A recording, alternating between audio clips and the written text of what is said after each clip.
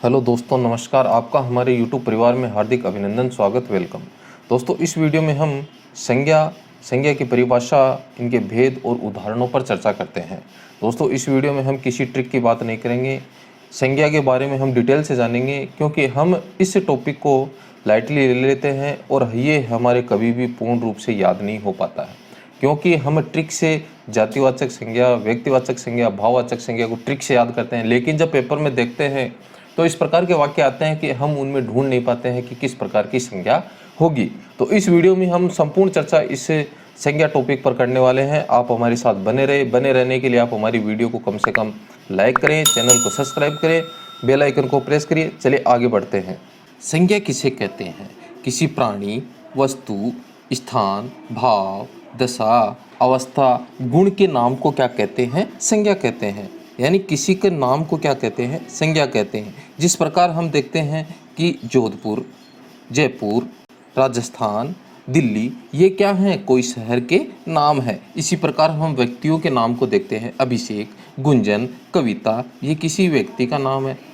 वस्तु विशेष की बात करें तो रामायण, महाभारत, गीता, बाइबिल, ये किसी वस्तु विशेष के नाम हैं। तो ये सब क्या है? ये संज्ञा है। संज्ञा को हिंदी व्याकरण में 5 भागों में बांटा जाता है, जिसके बारे में हम बहुत बार पढ़ चुके हैं। और इस वीडियो से पहले भी दोस्तों आपने इसके बारे में खूब पढ़ा होगा, लेकिन ये वीडियो आपको बहुत सारी ऐसी बातें देके जाएगी जो आपको किताबों में नहीं मिलेगी, और आपको किसी प्रकार की प्रॉब्लम इस वीडियो को देखने के बाद में नहीं होगी। आप बने रहें, आप समय देंगे तो आपके झोली में संज्ञा होगी। पहली है व्यक्तिवाचक संज्ञा, दूसरी जातिवाचक संज्ञा, भाववाचक संज्ञा, समूहवाचक संज्ञा और द्रव्यवाचक संज्ञा। ये संज्ञा के 5 प्रकार हैं, 5 भेद हैं। इन्हें संज्ञा में डिवाइड किया जाता है। इन 5 भागों पर हम विस्तृत रूप से चर्चा करेंगे। पहली है व्यक्तिवाचक संज्ञा। किसी व्यक्ति विशेष, स्थान विशेष या किसी वस्तु विशेष के नाम को व्यक्तिवाचक संज्ञा के नाम से जाना जाता है। देखिए, इसमें क्या चीज़ें आई हैं? व्यक्ति विशेष का नाम लिया जाएगा, स्थान विशेष का नाम लिया जाएगा या वस्तु विशेष का नाम लिया जाएगा। जिस प्रकार से देखिए, रवि और जयपुर नाम हमने यहाँ पर लिए, तो रवि किसका नाम है? कोई व्यक्ति विशेष का नाम है। जयपुर किसी स्थान विशेष का नाम है। इसी प्रकार हम देखें कोई वस्तु विशेष का नाम, तो हमें रामायण देखने को मिलता है, महाभारत। हम कोई वस्तु का, यानी उषा पंखा है, रीटा मशीन है, लेनोवो लैपटॉप है, ये जो नाम हमें जब देखने को मिलते हैं तो ये क्या हो जाते हैं? कोई वस्तु विशेष के पर्टिकुलर नाम हो जाते हैं। तो इन्हें व्यक्तिवाचक संज्ञा के नाम से जाना जाता है। जयपुर की बात करें तो हम ये किसी शहर का नाम है, लेकिन हम जैसे ही जयपुर नाम हमारे सामने आ जाता है तो हम किस ओर इंगित करते हैं? जयपुर शहर की ओर इंगित करते हैं। अगर क्लासरूम में कहा जाता है कि रवि नाम का विद्यार्थी खड़ा हो, तो रवि पर्टिकुलर व्यक्ति है, वो खड़ा हो जाएगा। अगर लड़कों का नाम लिया जाता है तो वहाँ पर कुछ बात अलग हो जाती है। तो इन सब बातों की चर्चा हम इस वीडियो में दोस्तों कर रहे हैं। आगे आगे जैसे जैसे स्टेप पर चले जाएंगे, एक एक चीज़ आपको क्लियर हो जाएगी। तो ये जो शब्द होते हैं, इन्हें हम व्यक्तिवाचक संज्ञा के नाम से जाने जाते हैं। अब मैंने आपके सामने एक शब्द नाम लिया है कि शब्द क्या होता है। आपके मन में प्रश्न उठ रहा होगा, शब्द क्या होता है? तो देखिए दोस्तों, शब्द क्या है? यह वर्णों का समूह है। क्या है? वर्णों का समूह है। किस प्रकार से है? देखिए, जैसे यहाँ पर जयपुर एक शब्द है, यह वर्णों का समूह है। इसमें हम बात करें कि कौन कौन से वर्ण आए हैं, तो जय। अब जय के कोई मात्रा नहीं है, हम वर्णमाला में इस पर विस्तृत रूप से चर्चा कर चुके हैं, लेकिन फिर भी मैं आपको एक बार यहाँ पर बता देता हूँ, क्योंकि नाम आएगा बार बार, इसलिए जय के साथ में क्या जुड़ा हुआ है? ए। जैसे ही ए अलग होगा, जय हलंत हो जाएगा। फिर यहाँ पर यह जुड़ा हुआ है, और यह में क्या जुड़ा हुआ है? ए। और फिर इसके आगे पै। पै में किसकी मात्रा है? ऊ की मात्रा है, तो यहाँ पर छोटा ऊ। फिर इसके आगे रे, और इसके साथ में ए जुड़ा हुआ है। ये इसका वर्ण विस्तार है। तो हम यहाँ पर हमने देखा कि ये एक वर्णों का सार्थक समूह बना, और इस सार्थक समूह से ये शब्द बना। अब हम इसको शब्द कहेंगे, लेकिन जब यही शब्द, जैसे हम एक वाक्य लेते हैं, हवा महल जयपुर में है, यह हमने एक वाक्य लिया। अब देखिए, इस वाक्य में भी यह जयपुर शब्द आया है, लेकिन अब यहाँ पर हम इसे शब्द नहीं कहेंगे, हम इसे क्या कहेंगे? पद कहेंगे। क्यों कहेंगे कि पद होता है वह सार्थक शब्द होता है, और जब इसका प्रयोग वाक्य में कर दिया जाता है, शब्द का प्रयोग जब वाक्य में कर दिया जाता है तब उसको क्या कहा जाता है, पद कहा जाता है। तो वह पद की श्रेणी में आ जाता है। तो यह हो गया पद, न कि शब्द। शब्दों के बारे में हम सुनते हैं कि विकारी और अविकारी, ये शब्दों के भेद होते हैं, विकारी और अविकारी। अब देखिए, विकारी कौन से होते हैं, जिनमें विकार उत्पन्न होता है, और अविकारी जिनमें विकार उत्पन्न नहीं होता। अब विकार उत्पन्न कैसे होता है, किनके कारण होता है, लिंग के कारण, वचन के कारण, या किसी कारक काल के कारण इनमें क्या होता है, विकार उत्पन्न होता है। किस प्रकार से विकार उत्पन्न होता है, हमारे सामने एक शब्द है लड़का। इस लड़का शब्द में किस प्रकार से लिंग वचन कारक काल के अनुसार विकार उत्पन्न होता है। हम इसका लिंग परिवर्तन करेंगे तो लड़का का क्या बन जाएगा, लड़की, और लड़का का अगर वचन परिवर्तन करेंगे तो यह एक वचन का है, इसे बहुवचन में बदलेंगे तो ये हो जाएगा लड़के। इस प्रकार से इस शब्द में विकार उत्पन्न हुआ है। अब ये क्या हो गया, यह विकारी हो गया क्योंकि इसमें विकार उत्पन्न हुआ है। लेकिन अविकारी क्या होते हैं, जिनमें विकार उत्पन्न नहीं होता, वो क्या होंगे, वो होंगे अव्यय होंगे, जिनमें विकार उत्पन्न नहीं होता, यानी जिनका व्यय नहीं हो वो होते अव्यय, और उन्हें विकारी की श्रेणी में नहीं, अविकारी की श्रेणी में इनको शामिल किया जाता है। अब देखो हमारे सामने प्रश्न आ गया, लेकिन ये अविकारी शब्द कोई तो एग्जाम्पल होंगे जिसमें हम देखते हैं इधर, पीछे, उधर, ये जो शब्द होते हैं वो अविकारी की श्रेणी में आते हैं, क्योंकि हम इन्हें चाहे पुल्लिंग के साथ में, स्त्रीलिंग के साथ में, एक वचन बहुवचन के साथ में प्रयोग करेंगे तो इनमें किसी प्रकार का परिवर्तन हमें देखने को नहीं मिलेगा। तो ये अविकारी और विकारी हो गए, किस प्रकार से इनमें परिवर्तन आता है। अब हमने यहाँ पर देखा कि विकारी की श्रेणी में सर क्या क्या चीज़ें आती हैं, ये प्रश्न भी हमारे दिमाग में घूम रहा होगा। तो विकारी की श्रेणी में दोस्तों संज्ञा शब्द जो होते हैं वो विकारी की श्रेणी में आते हैं, सर्वनाम जो शब्द होते हैं वो विकारी की श्रेणी में आते हैं, विशेषण होते हैं और क्रिया, ये विकारी शब्दों की श्रेणी में आते हैं क्योंकि इनमें विकार उत्पन्न होता है। संज्ञा, कोई भी नाम है वो संज्ञा है, तो संज्ञा में विकार उत्पन्न होगा, संज्ञा शब्दों में विकार उत्पन्न होगा। अभी हमने एग्जाम्पल लिया था जयपुर का, और यहाँ पर हमने उसमें लड़कों का भी एग्जाम्पल लिया, तो जयपुर का हम जयपुरी बना देते हैं, तो ये विकार उत्पन्न हुआ है, चेंज हो गया, शब्द में चेंजमेंट आता है तो वो हो जाता है विकारी। अविकारी में हमने अव्यय की बात की, और क्रिया जो विशेषण होते हैं वो भी अविकारी की श्रेणी में आते हैं। ये हमने यहाँ पर लंबी चौड़ी बात दोस्तों की है, क्योंकि ये जानना हमारे लिए बहुत ज़रूरी है, क्योंकि आगे हम बार बार इन शब्दों की चर्चा कर रहे हैं। हम शब्द पर थे, आगे बढ़ते हैं। व्यक्तिवाचक संज्ञा शब्द सदैव एक वचन में ही प्रयुक्त होते हैं, ये बात भी हमें ध्यान रखनी है। जहाँ पर एक वचन हो तो वहाँ पर हमें व्यक्तिवाचक संज्ञा की ओर में ध्यान देना है। जहाँ पर ऊपर हमने इन एग्जाम्पल को लिया था, इनका बहुवचन है वो जातिवाचक संज्ञा बन जाता है। वाक्य में हमें ध्यान में रखना है, हमने ट्री कर ली याद कि एक वचन बहुवचन, लेकिन वाक्य को भी ध्यान में रखना है कि एक वचन में आया है, बहुवचन में आया है, वही शब्द, जैसे ही शब्द बदलेगा और वह उसका जो संज्ञा है वो बदल जाएगी। जिस प्रकार से यहाँ पर देखिए जयचंद का हमने बनाया जयचंदो, बहुवचन बनाया, तो जयचंद की हम बात करेंगे तो ये क्या होगी, व्यक्तिवाचक संज्ञा होगी। जैसे ही जयचंदो होगा ये क्या हो जाएगी, जातिवाचक। अशोक, अशोकों, ये इस प्रकार से और संज्ञा शब्दों में चेंज हो जाता है।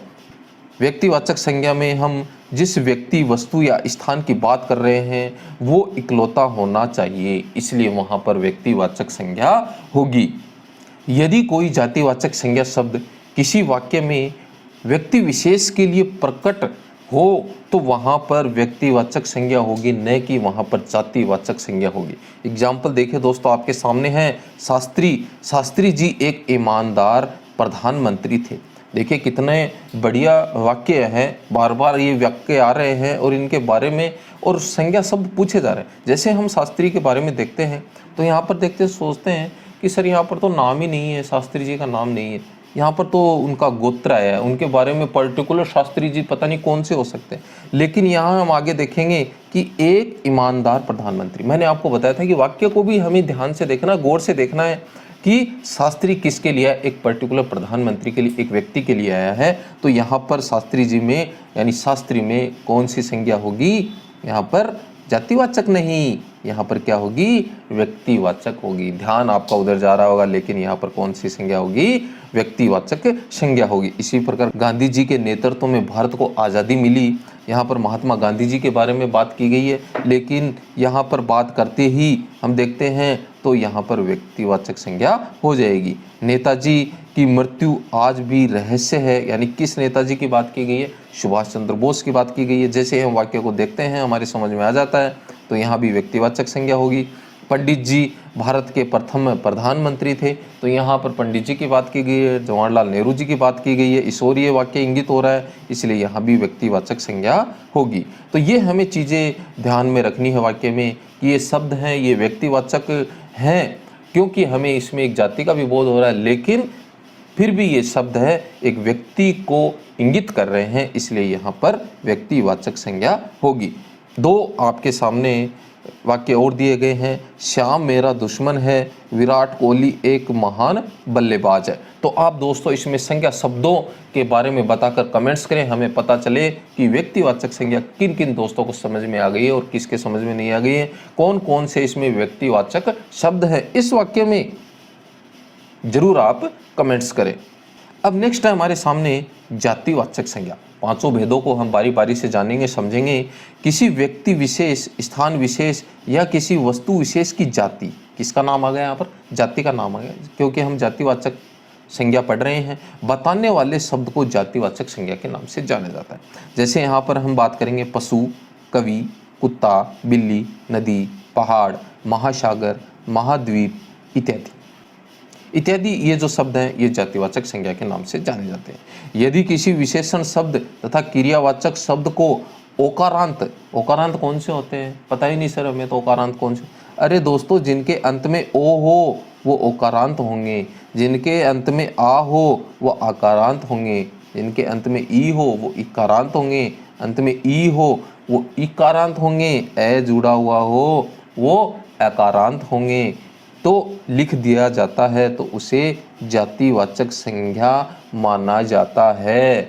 देखो किस प्रकार से सामने हमारे छोटा का छोटों, बड़ा का बड़ों, इस प्रकार के शब्द आ जाते हैं, तो वहाँ कौन सी संज्ञा होगी, जातिवाचक संज्ञा होगी। इसी के साथ और देखिए, शेर हमारे सामने हो, गाय, ये शब्द हो, पर्टिकुलर वही चीज़ नहीं हो कि शेर को, शेर हमारे सामने हो, नहीं होगा, नहीं, शब्द आ जाए, शेर, गाय आ जाए, गधा आ जाए, ऊंट आ जाए, हाथी आ जाए, खरगोश आ जाए, सभी क्या है, अलग अलग है, लेकिन इन सभी को एक जाति से संबोधित किया जाता है। किया जाता कि नहीं किया जाता, और उसी जाति का नाम क्या है, जानवर है। अगर यहाँ पर जानवर शब्द किसी एक विशेष जानवर के बारे में नहीं बता रहा, क्योंकि जानवर शब्द से किसी एक जानवर के बारे में पता चलने के बजाय संपूर्ण जानवर जाति के बारे में पता चल रहा है, अतः जानवर क्या है, जानवर एक जातिवाचक संज्ञा है। इसी प्रकार हम लेते हैं शहर को, बालक को, गांव को, ये क्या है, जातिवाचक। अगर शहर का नाम आ गया तो व्यक्तिवाचक, बालक है जातिवाचक, लेकिन बालक का नाम आ गया व्यक्तिवाचक। गांव में हमें पूछा जाए तो कौन सी संज्ञा होगी, जातिवाचक, लेकिन गांव का नाम पूछ लिया तो वहाँ पर व्यक्तिवाचक संज्ञा की ओर हमें चले जाना है।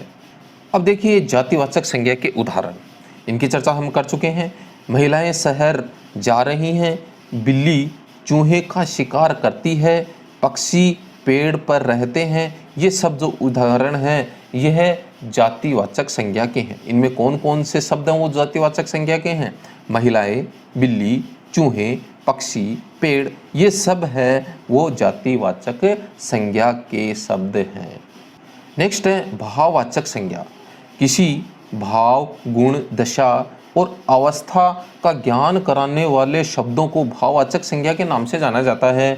जैसे क्रोध, प्रसन्नता, प्रेम, आश्चर्य, लालच, जवानी इत्यादि जो शब्द हैं वो किसके उदाहरण हैं, ये भाववाचक संज्ञा के उदाहरण हैं। भाववाचक संज्ञा सदैव एक वचन में ही प्रयुक्त होती है, ध्यान रखना है। एक वचन में हमें व्यक्तिवाचक संज्ञा भी ध्यान में रखनी है, जैसे एक वचन शब्द आए हमें व्यक्तिवाचक की ओर भी देखना है, लेकिन वहाँ पर व्यक्ति विशेष होगा, स्थान विशेष होगा। लेकिन यहाँ पर क्या हमें भाव, गुण, दशा, अवस्था देखने को मिलेंगी, लेकिन वो एक वचन भी होंगी। इनका बहुवचन जैसे ही बनाया जाएगा तो हमें किस ओर चला जाना है, जातिवाचक संज्ञा की ओर चले जाना है। जैसे दूरी, किस ओर रहेंगे हम, भाववाचक संज्ञा की ओर रहेंगे। लेकिन दूरियां जैसे ही बहुवचन बनी तो ये जातिवाचक, चोरी, चोरियां जैसे बहुवचन बनाया तो जातिवाचक संज्ञा हो जाएगा। भाववाचक संज्ञा शब्दों का निर्माण किसी जातिवाचक संज्ञा, सर्वनाम, विशेषण, क्रिया या अव्यय शब्दों में प्रत्यय जुड़ने से होता है। अब हम एक एक के बारे में प्रत्यय जोड़ के भाववाचक संज्ञाओं का निर्माण भी करेंगे, क्योंकि अगर नहीं करेंगे तो हमारा ज्ञान अधूरा हो जाएगा, और अधूरा हो जाएगा तो परीक्षा में जब पेपर आएगा तो दोस्तों पता ही आपको क्या हो जाएगा। इसलिए भाववाचक संज्ञा के एग्जाम्पल हम अलग अलग संज्ञा, सर्वनाम, विशेषणों से जानते हैं। क्रोध, प्रसन्नता, प्रेम, आश्चर्य, यहाँ ये जो शब्द है वो भाव का बोध करा रहे हैं। इसी प्रकार सुंदरता, ईमानदारी, यहाँ ये किसी गुण को दर्शा रहे हैं। बुढ़ापा, बचपन, सुख, यहाँ ये अवस्था को दर्शा रहे हैं। इसलिए इन सभी शब्दों में कौन सी संज्ञा होगी, भाववाचक संज्ञा होगी। जातिवाचक संज्ञा से भाववाचक संज्ञा का निर्माण करना। जातिवाचक संज्ञा उनके हम प्रत्यय जोड़ेंगे, भाववाचक संज्ञा का निर्माण होगा। बच्चा में पन जोड़ेंगे, बचपन शब्द बनेगा जो भाववाचक संज्ञा का होगा। युवा में अन प्रत्यय जोड़ेंगे, यौवन बनेगा, भाववाचक संज्ञा होगी। बालक में पन जोड़ेंगे, बालकपन हो बनेगा। मित्र में ता जोड़ेंगे, मित्रता। पुरुष में ए जोड़ेंगे, पौरुष शब्द बनेगा। स्त्री त्व प्रत्यय जोड़ेंगे और यहाँ पर स्त्रीत्व शब्द बनेगा। ये जातिवाचक संज्ञा में प्रत्यय जोड़ने पर भाववाचक संज्ञा का निर्माण होता है, जहाँ पर हमें इन चीज़ों को भी ध्यान में रखना है कि कौन से शब्द के साथ कौन सा प्रत्यय जोड़ रहे हैं और क्या बन रहा है। देखिए यहाँ पर जैसे पुरुष में ए जोड़ा और पौरुष बना है, अलग बनता है। बच्चा में पन जोड़ा, बचपन बना, और इसमें मूल शब्द क्या है, बच नहीं है, क्या है, बच्चा है। यहाँ पर देखिए, तो ये जो शब्द हैं कई बार यहाँ पर पूछे जाते हैं और हमें इनके बारे में जानना बहुत ज़रूरी है, क्योंकि मूल शब्दों के बारे में हर बार एग्जाम में प्रश्न आ रहे हैं। इसी प्रकार सर्वनाम शब्दों से भाववाचक संज्ञा का निर्माण करते हैं। अपना सर्वनाम शब्द है, पन जोड़ा, अपनापन बना। मम, मम में ता जोड़ा, ममता बना। मम में त्व जोड़ा, ममत्व बना। अहम में कार जोड़ा, अहंकार शब्द बना। सर्व में स्व प्रत्यय जोड़ा, सर्वस्व बना। इस प्रकार से सर्वनाम शब्दों में प्रत्यय जोड़ने से भाववाचक संज्ञा का निर्माण होता है। इसी प्रकार विशेषण शब्दों में हम प्रत्यय जोड़कर भाववाचक संज्ञा का निर्माण करते हैं। छोटा में पन जोड़ा, छुटपन बना। मूल शब्द क्या है इसमें, छोटा है।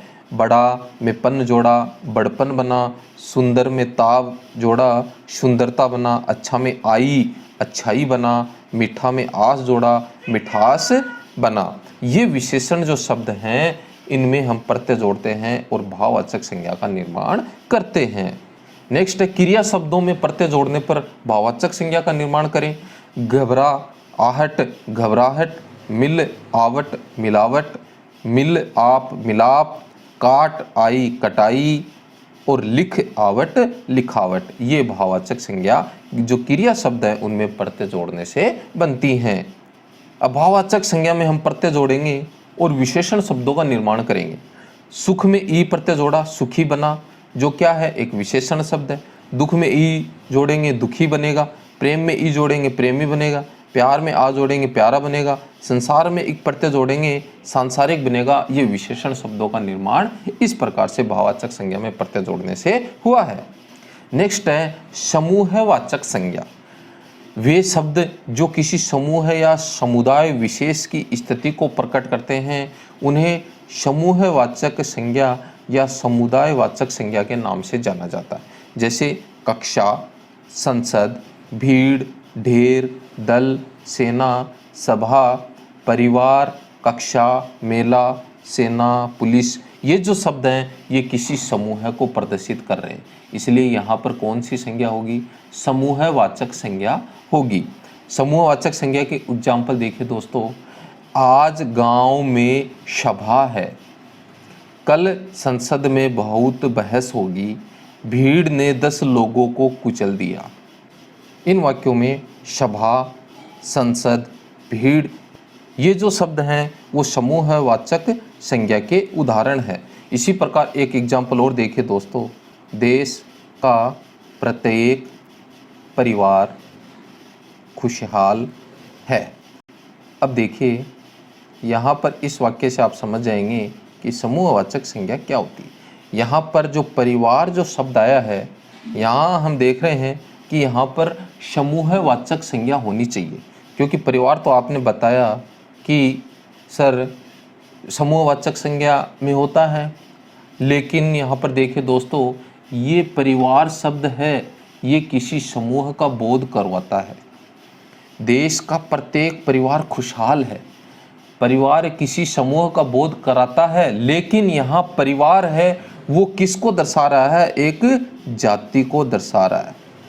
देश का प्रत्येक परिवार खुशहाल है, परिवार किसको दर्शा रहा है? यहाँ पर जाति को दर्शा रहा है। मैंने आपको शुरुआत में बता दिया था दोस्तों कि हमें वाक्य को देखना है, पूरे वाक्य पे जाना है, न किसी उस शब्द पे जाना है कि वाक्य में वो शब्द है किसके लिए प्रयुक्त हो रहा है, किस अर्थ के लिए प्रयुक्त हो रहा है, वो चीज़ हमें वहाँ पे देखनी है। अगर हमने चीज़ों को रट लिया कि परिवार बताया था समूहवाचक है, समुदायवाचक नहीं, हमें वाक्य पे जाना है, वाक्य को देखना है। यहाँ वाक्य था देश का प्रत्येक परिवार खुशहाल है, परिवार को देखा हमने, समुदाय पे टिक लगा दिया, नहीं, हमें वाक्य को पढ़ना है। यहाँ पर जो परिवार शब्द है वो समूह का बोध करा रहा है, लेकिन यहाँ पर परिवार है वो जातिवाचक संज्ञा को दर्शा रहा है। ऐसा यहाँ पर किस लिए हो रहा है?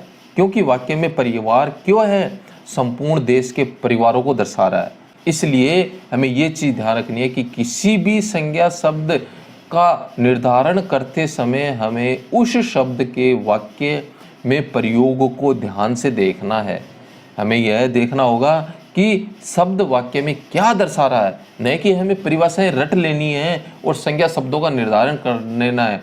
अगर हम ऐसा करते हैं तो हम गलत हैं, क्योंकि वहाँ पर हमें एग्जाम्पल में या एग्जाम में पूरा वाक्य दिया जाता है और उसके बारे में पूछा जाता है कि यहाँ पर ये शब्द है वो किसके लिए प्रयुक्त हुआ है, यानी कौन सी संज्ञा है।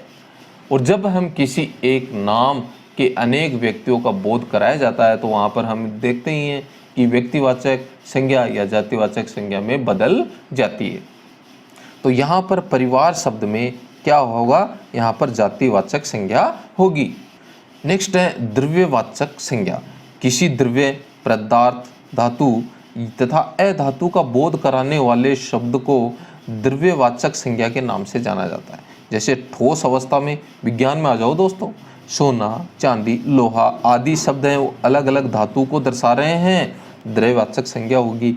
द्रव अवस्था में पानी, दूध है, ये द्रव अवस्था को दर्शा रहे हैं, इसलिए द्रव्यवाचक संज्ञा है।